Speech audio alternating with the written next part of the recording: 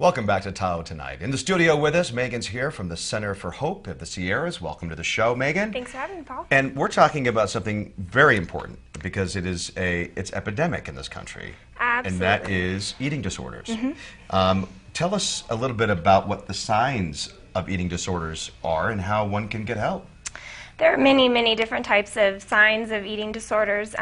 If someone you love starts isolating, won't eat with you, if you notice a large amount of food gone, or isolation when eating, people have all different kinds of signs and symptoms, but mainly it's pretty visible. People, you can see that they're not interested in being a part of social interactions, many signs. Do people know they have an eating disorder?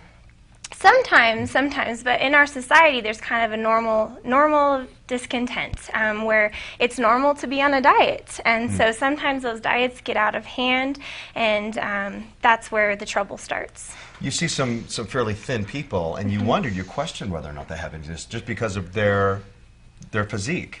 True.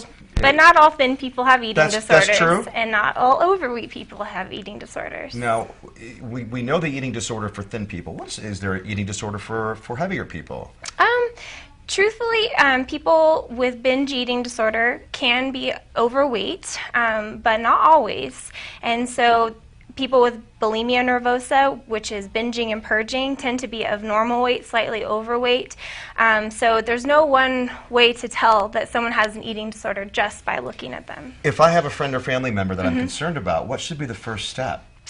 I think the most important step is just letting them know that you care about them and you're here to support them and to help support them in their steps to finding treatment, whether it's an outpatient therapist helping them make that initial call or helping them get in touch with a center like ours. Now, are these folks treatable as far as, I mean, are they going to admit to you that, yes, I have an eating disorder, or is it hard to extract that information out of someone that is suffering from this?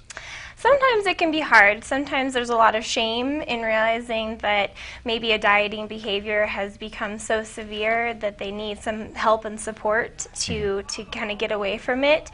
But a lot of the times when I talk with people, they're at the point where they realize that their behavior is kind of maladaptive and they are ready to accept some help.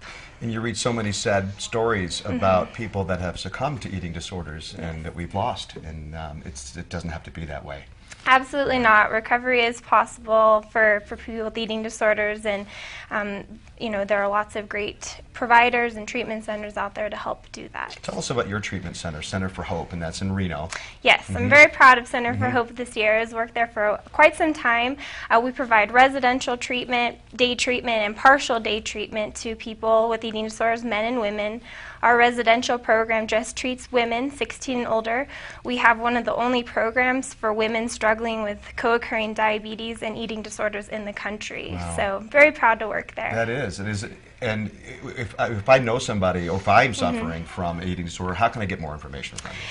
Best way to get information, call us. We'd love to talk with you if you're struggling. Our phone number is 775-828-4949, or you can visit us on the web at centerforhopeofthesierras.com. And you can also Google that, Center for Hope. It'll Absolutely. probably comes right up. Yep. So real important stuff. And with that information is up on the screen.